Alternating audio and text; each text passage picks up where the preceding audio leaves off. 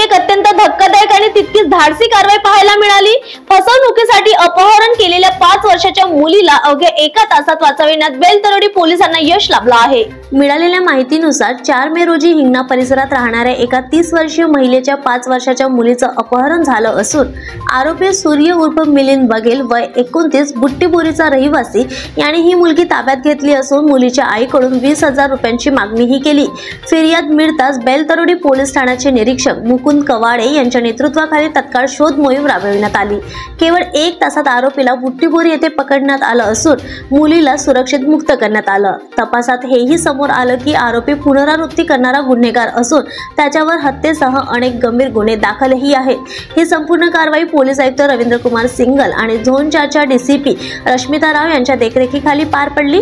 बेलतरोडी पोलिसांच्या तत्परतेमुळे एक निरपराध बालिका मोठ्या संकटातून सुटली आहे। पोलीस टाइम न्यूज साठी स्वप्नील धारगावेची रिपोर्ट।